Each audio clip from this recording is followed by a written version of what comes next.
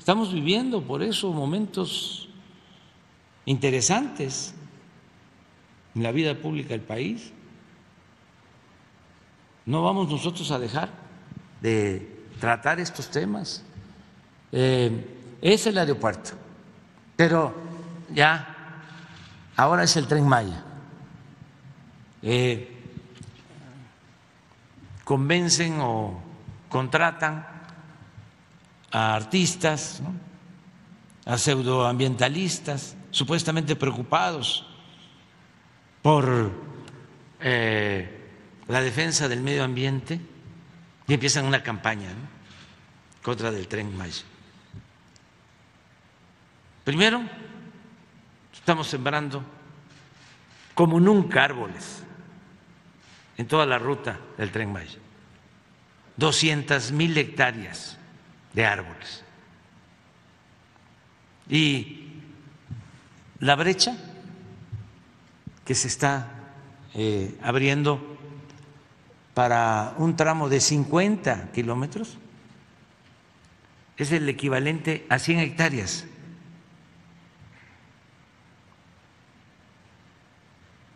Y estamos sembrando 200,000.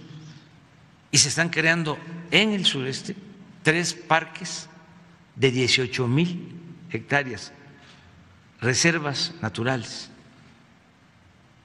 Ahí en Tulum, un parque de más de 1,000 hectáreas, el Parque del Jaguar. Se va a ampliar la reserva natural de Calakmul.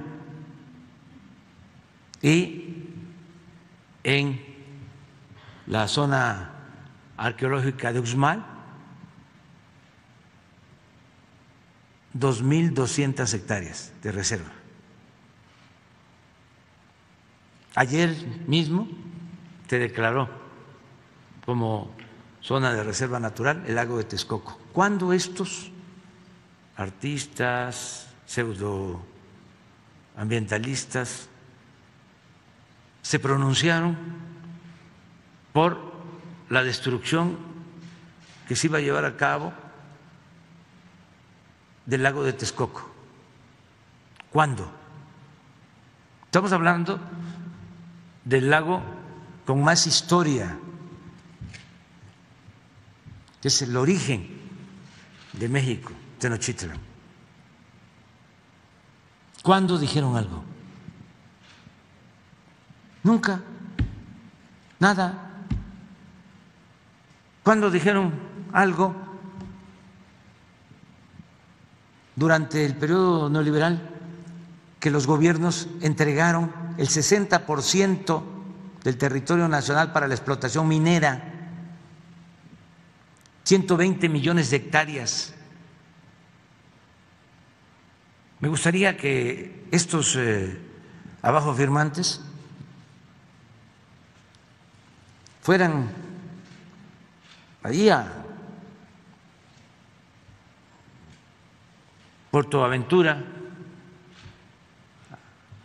a Xcarec, a Iztacalica,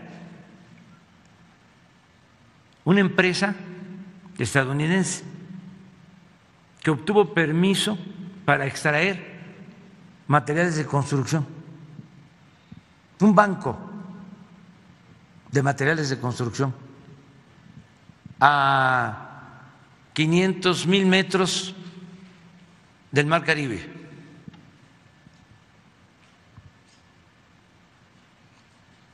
Les dieron el permiso en la época en que estaba la señora Julia Carabias, ambientalista, que era la secretaria de Medio Ambiente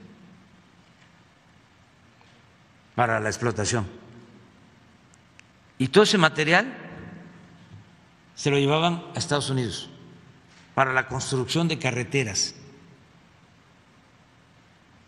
A ver si no hay una foto de Calica. Y ahora resulta que se rasgan las vestiduras.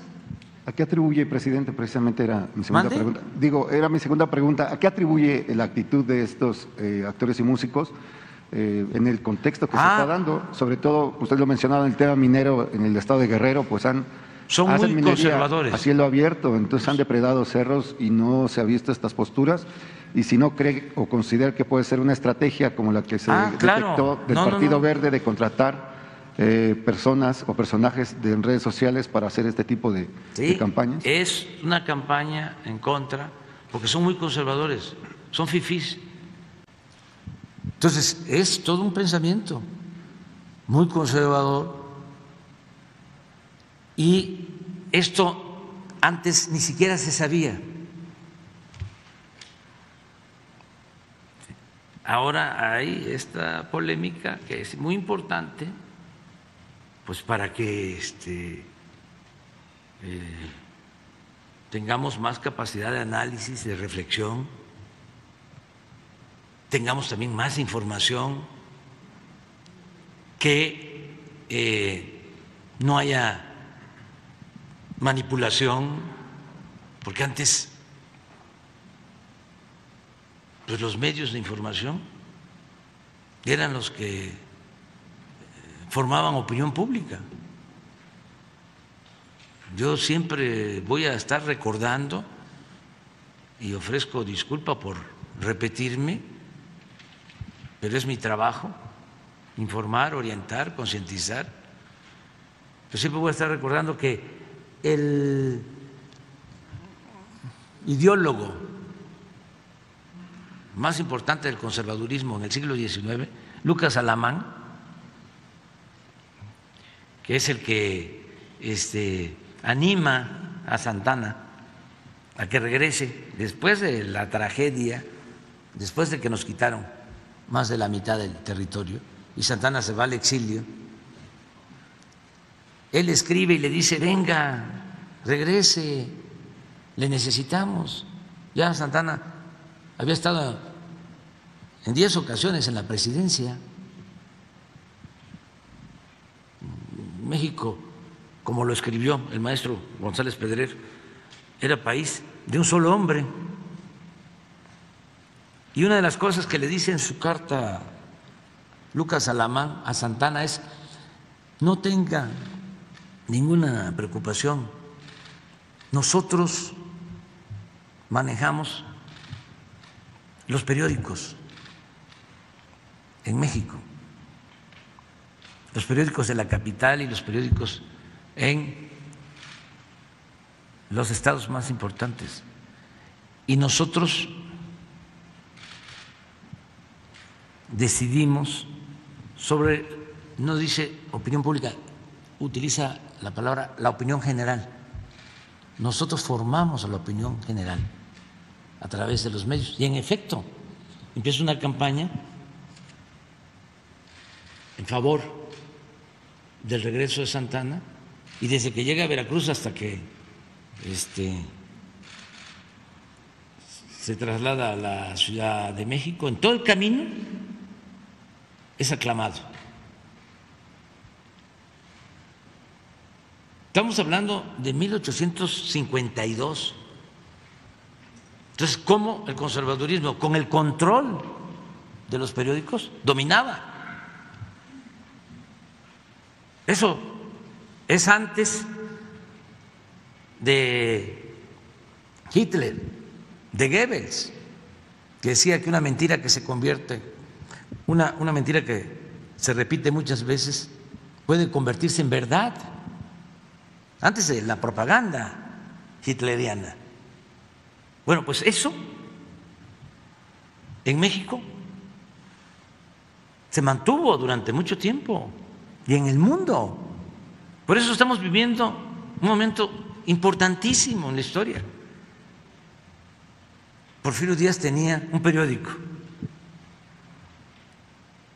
que se llamaba El Imparcial. Ya estaban los escritores más famosos, intelectuales de la época, intelectuales orgánicos. Y con ese periódico manipuló muchísimo, porque además llegó a tener ese periódico tanta aceptación que alcanzaba tirajes de 120,000 ejemplares diarios en ese entonces, cuando en México habían 15 millones de habitantes y 96% de analfabetismo.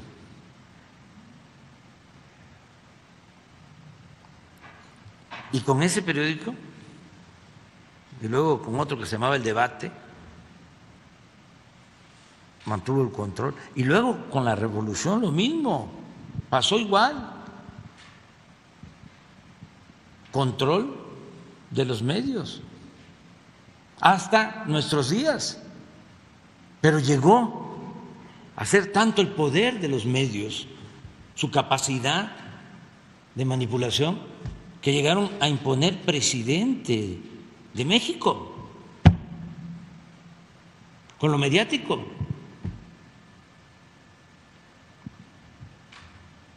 A nosotros nos trataron de destruir, nos robaron la presidencia en el 2006 y además de eso,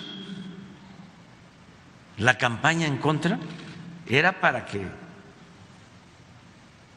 dejáramos de existir políticamente. Nada más que somos muchos, millones. Por eso estamos viviendo, repito, un momento extraordinario. Mujeres, hombres libres, conscientes, que nunca perdieron la fe en la causa que se defendía.